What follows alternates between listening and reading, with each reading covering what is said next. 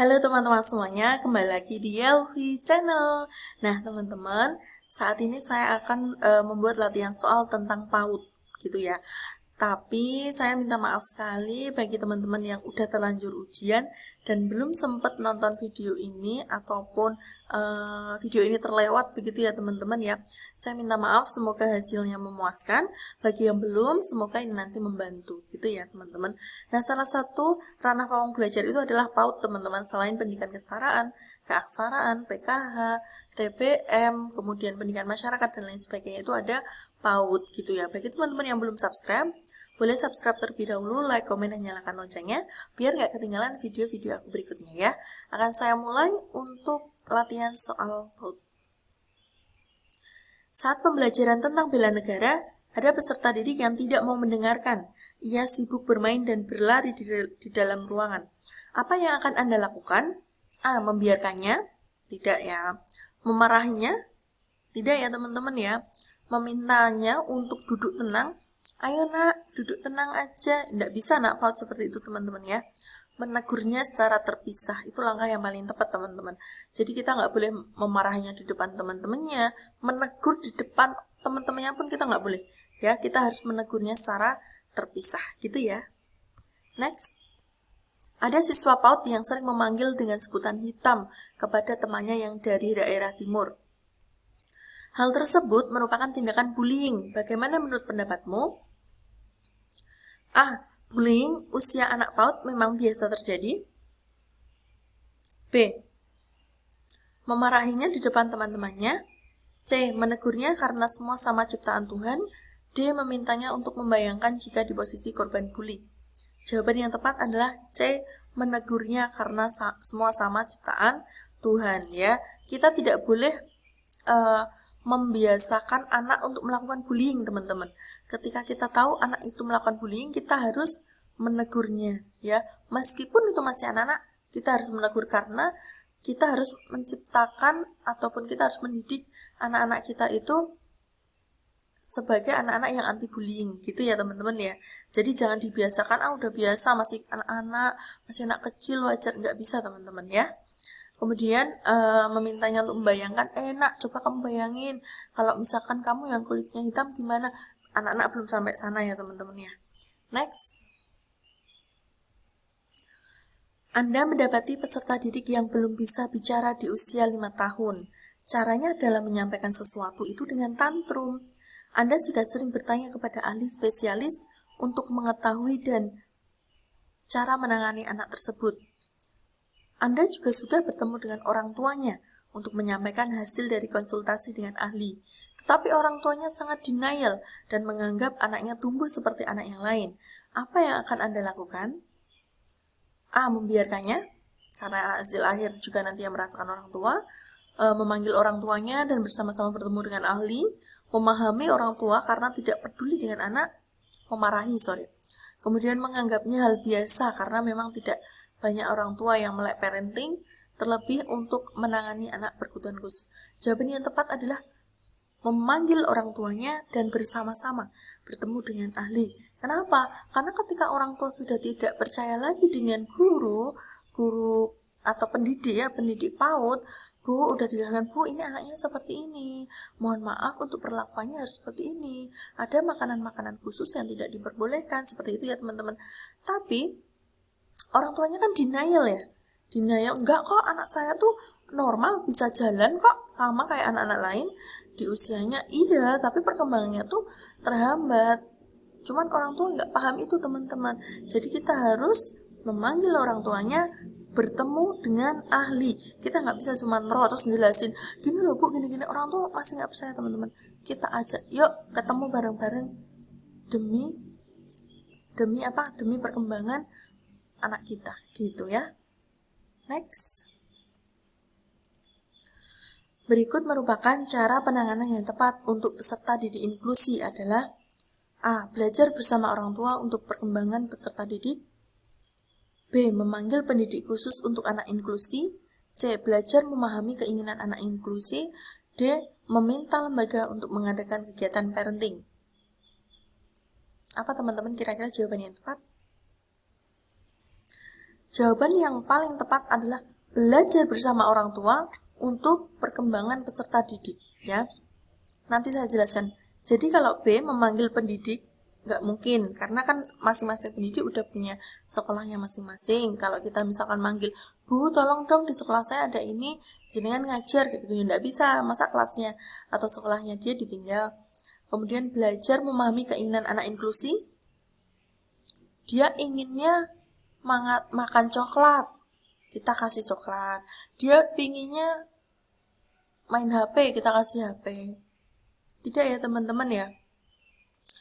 Kemudian meminta lembaga untuk mengadakan kegiatan parenting.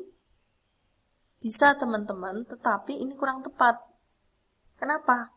Karena untuk menangani peserta didik yang inklusi itu, dia harus ada sinergi antara sekolah, pendidik, dan orang tua. Gitu. Kalau misalkan tidak ada sinergi, nanti sama aja teman-teman. Sebagai contoh ya, jadi kan memang soal-soal ini saya ambil dari kisah nyata di instansi saya teman-teman ya. Dulu tahun kemarin itu ada anak yang berkebutuhan khusus. Bahkan kalau kita konsultasi sama ahli, itu dia sudah masuk kategori autis gitu teman-teman. Orang tuanya sudah dijelaskan seperti ini, awalnya nggak percaya, awalnya nggak mau tahu, awalnya ya yang denial gitu. Tapi semakin lama, Bu, mohon maaf, anaknya memang harus dibawa ke dokter anak gitu, biar tumbuh kembangnya semakin baik gitu kan. Tapi teman-teman, memang sudah dibawa ke dokter anak seperti itu, tapi perlakuan dia di rumah itu sama aja teman-teman. Jadi dia itu dari kecil memang dibebaskan untuk bermain gadget 24 jam. Tidak ada interaksi dengan orang tua. Yang penting makan cukup, mainan ada, HP ada gitu. Jadi dia nggak bisa ngomong. Dia nggak bisa ngomong utamanya teman-teman. Udah usia 6 tahun. Nah, terus di sekolah kita sudah berjuang keras agar si anak ini bisa menggambar, melampiaskan apa yang menjadi emosi dia gitu. Tapi ternyata ketika di rumah perlakuan dia masih sama, diperlakukan masih sama gitu, masih main HP, masih seperti itu. Jadi kayak percuma gitu teman-teman. Makanya kalau untuk menangani anak pendidikan inklusi itu benar-benar harus ada sinergi ya dari sekolah, pendidik dan juga orang tua gitu teman-teman. Kurang lebihnya, oke? Next, asesmen yang digunakan untuk menilai peserta didik PAUD adalah kecuali apa teman-teman? Kecuali lembar kerja ya teman-teman. Sebenarnya teman-teman lembar kerja itu bisa ya, bisa, tapi kecil kemungkinan teman-teman. Karena kan anak PAUD itu cenderung belum bisa baca tulis. Ya ada yang bisa gitu, tapi kalau kita kasih lembar kerja suruh ngisi nama, soal nomor 1, pilihlah jawaban, kan nggak mungkin. Kalau anekdot itu bisa teman-teman. Kemudian hasil karya, unjuk kerja itu bisa, ya. Jadi kalau ini yang kurang tepat adalah lembar kerja kalau untuk anak PAUD. Next. Hubungan antara peserta didik, pendidik, dan orang tua adalah A. Saling membutuhkan untuk keberlangsungan pendidikan. B. Komponen yang berperan penting untuk meningkatkan mutu pendidikan. C. Menciptakan suasana belajar yang menyenangkan. D. Merupakan sebuah sasaran untuk mengisi ketercapaian visi misi pendidikan. Jawaban yang paling tepat hubungannya adalah B, teman-teman ya. Jadi untuk meningkatkan mutu pendidikan. Gitu. Ya.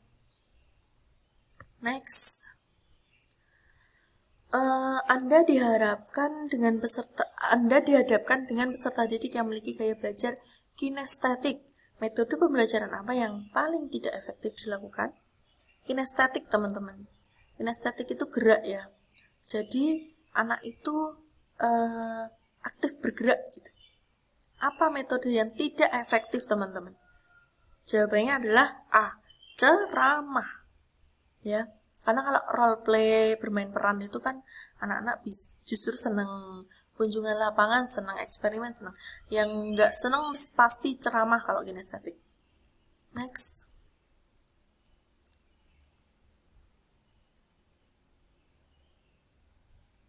Oke. Kemudian berikut merupakan pernyataan yang benar terkait dengan kesiapan lembaga menghadapi peserta didik melakukan tindakan bullying, yakni bersama lembaga mengikuti seminar,